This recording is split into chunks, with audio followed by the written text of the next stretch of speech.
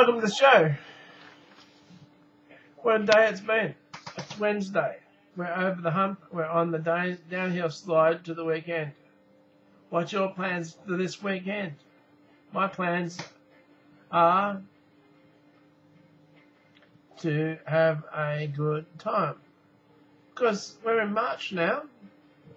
March is the day when you're supposed to be recovering from Christmas and getting into Easter, ready to be able to do all you want to do for Easter holidays. Like chasing kids around with Easter eggs, Easter bunnies, chocolate. Now, chocolate's good for you. Chocolate beans is good for you. Did you know that? It's good for cleaning your teeth. Did you know that? There's a stuff in chocolate that will actually help give your teeth a better protection against rotting than toothpaste. Because all this stuff about fluoride in the water is all myth-buster thing. Maybe myth-busters come in and say how good fluoride is actually for your teeth as to your health. Because how many kids actually swallowed the fluoride that was in the water that was being drunk to protect your teeth? Lots. And you'll find out a lot of those kids in the young days drinking the water that was fluoride water will have all these upset tummies, stomachs that will have issues with them because of the fluoride that the government said had to go into the water. Gets back to the chemical companies. There's an ad on TV now. There's a diver who's going through the water trying to pretend that he's going through the arteries of your blood and they're clogged. And he's saying you need to be taking the tablets for your cholesterol. Now, there's only so many companies in the world that actually make the cholesterol tablets. For instance, Lipitor. Now, if you continue using that Lipitor, you'll find your sexual drive will go downhill. You'll find that there'll be implications to taking that tablet. There are natural sources that will actually do the same thing. One of the things you could actually take for the Lipitor instead is a citrus vinegar, which cleanses all your bloodstream because it gets there and there. It's got the alcohol to kill all the bacteria that's in there. It doesn't taste that good, but it's a lot better than taking Lipitor on a daily basis. I assure you of that. Now, you got to remember, any medication that's recommended to you is based on census of whoever was tested on before you come along. And then you become that extra number that the companies can use saying that your cholesterol is getting better because you're taking that tablet. Don't. It's the same as the flu vax. The flu vax is a myth. It is one of those things where, do you know where it comes from? The eggs of a chook. They put into your system a mass of this flu for your body to fight against it and try and become immune against it. Now, my son is going to Europe. They've suggested he should have a flu vax given to him to stop him from getting any flus that are over in Europe. But you got to remember, the flu vax is only particular to a certain strain. It's not to every strain in the world. And while it is in your system, it is protecting your system by an outside entity. If you can get your body to become immune to it by its own senses, its own immune system, it will remain immune to it. If it uses another entity, it will then become a less an immunity for your natural sources, and you may need to take that shot again, because they say to you, you need to take this every 12 months. Now, how many people have more than 2 colds in any 12 months? I'm not sure. I used to get flu, I get the cold, But I haven't had it as bad as I had it the year I actually had a flu vaccine that the Navy gave me. And never again.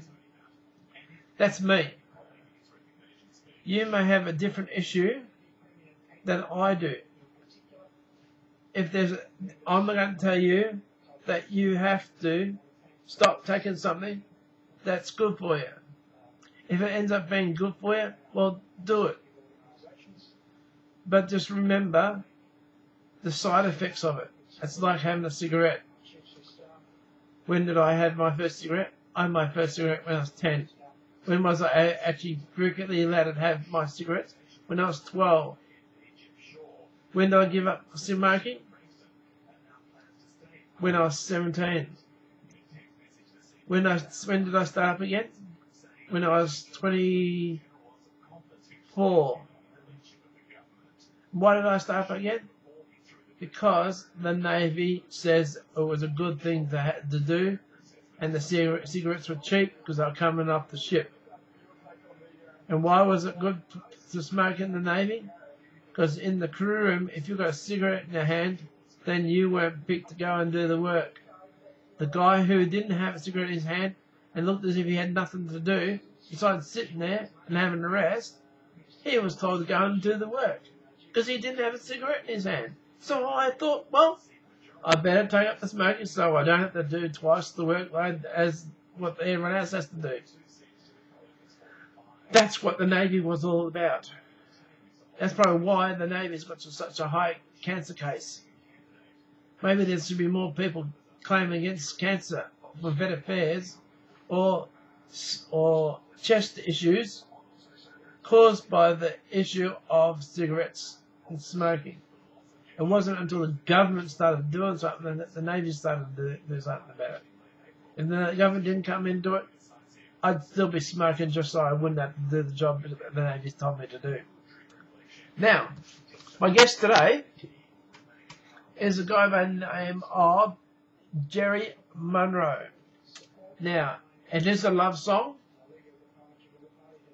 and it's called It's a Sin to Tell a Lie. So these are explosive hits, so I'm taking it off. Yes, they had a bit of a squelch to it.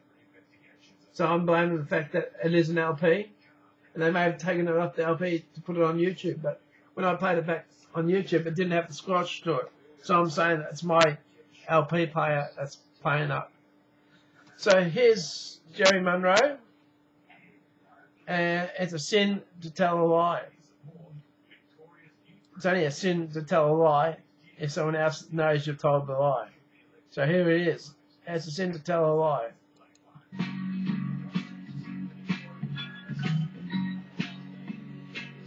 Be sure it's true when you say I love you. It's a sin to tell a lie. Millions of hearts have been broken.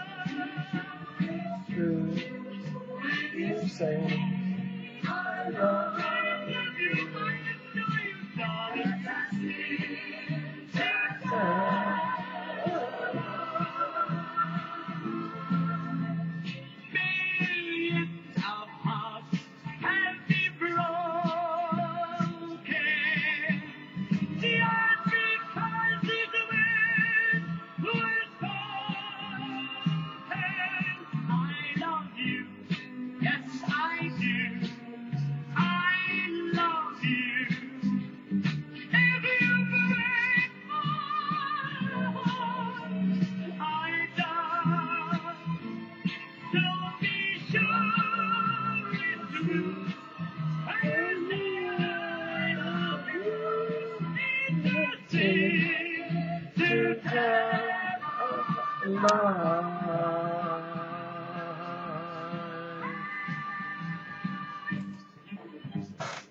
Well, there you go. Gerry Monroe. Now, Gerry Monroe, he died. 20th of January 1933 to October 1989, was an English pop singer who enjoyed brief popularity in the early 1970s.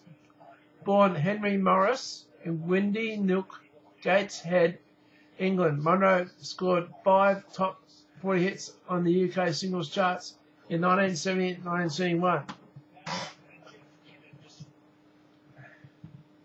He was spotted on Huey Green's Opportunity Knocks TV show by Les Reed, who signed him to a long-term deal with Chapter One Records. He had a high, distinctive falsetto voice and managed to notch up chart hits for Chapter One label, including Sally, a song first made popular by Gracie Fields in the 1930s. Monroe's version was co-produced and co-arranged by Reed. In 1997, an album, Sally, Pride of Our Alley, was released on compact disc on the Gold Dust label. Monroe also recorded a tribute to Bobby Charlton in 1973, following the footballer's retirement, called Goodbye Bobby Boy. Monroe died in 1989 at the age of 54. So I've got 6 months to go to beat his score. He also lists the top 25 singles for 1971 in Australia, which is why it's on this album. And that's all there is on him. So, now we get back to Alan.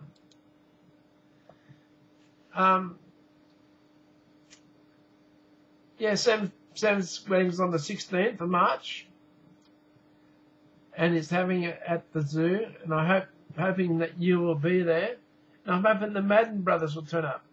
Well, I've got a challenge for Joel and Benji if they're willing to go up against Justin and Simon Madden in the sport of the choice.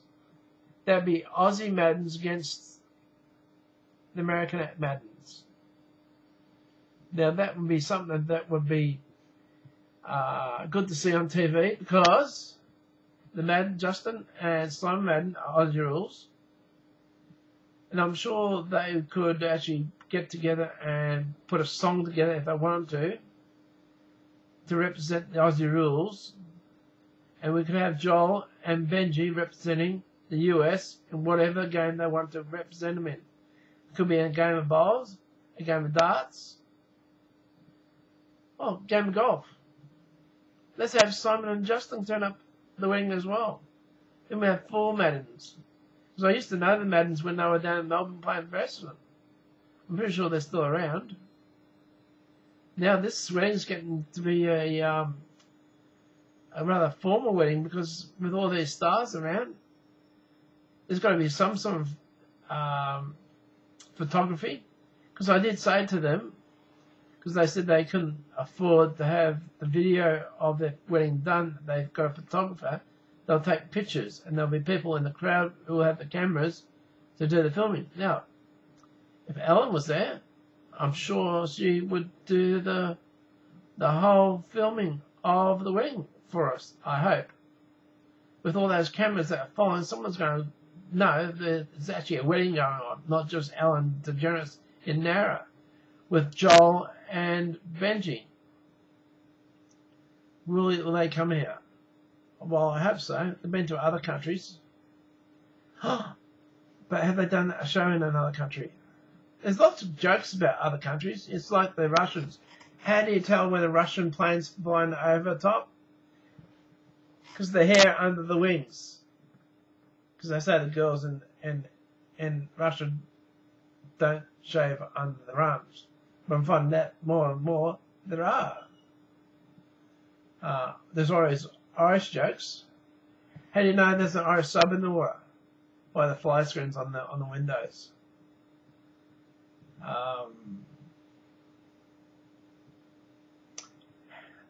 There's more.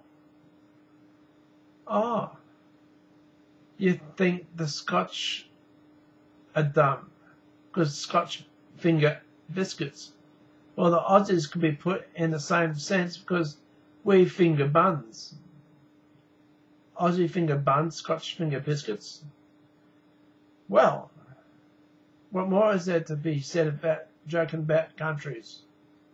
Well, they used to say, I used to work in a factory down in Melbourne. They'd have all the jokes in the world about the English and the Russians and the Polish. It's like saying, well, how do you make a Maltese cross? Well, you step on his toes. Where's the best thing to hide your money? In a Pom's house. In the bathroom under a bar soap. Because they never use it. They always say the Pom's stunk. I don't know why. They don't have any skunks in England. They have the skunks in America. And I still don't know why they called the Americans the septics. I don't know if it's because of the smell. How do you know the army's been around? Because that's where the pong goes. That's how the army gets the name Pongos. Pongos, there, smells. So, Helen and Portia, 62 Judith Drive, North Narra, is where I live. Yeah, I know, I shouldn't say things like that because all of a sudden I get people coming to the house singing, Helen's going to turn up, or Portia's going to turn up. Well, you don't have to turn up at my place, it's down at the animal park. The ceremony's happening. But at least I can show you where it is. So let's get Power FM, KFC, Channel 9, because if you're doing it here on the Saturday, you can do the show on Saturday and still have the show being live in America on the Friday. So it could be a Friday show in America and a Saturday being filmed here. So let's get it done. So I try to do a Skype with you, Alan. So if you can do it, answer your Skype occasionally or once in a while, we can discuss it. That would be really good. Because I love your show. I missed it today. Because I was trying to help out a friend because it was her birthday today. Oh, it was her birthday yesterday and I got a gift card for her today. So she didn't feel totally left out. Well, that's my show. It's the 6th of March, 2013. It's 10:55, 22:55, Sailor's time. And we'll catch you again tomorrow. And you notice on my board, my show board, I've crossed out the first 2 days and I'll have the third crossed out for tonight. Alright, love us all. Catch you again tomorrow. Bye.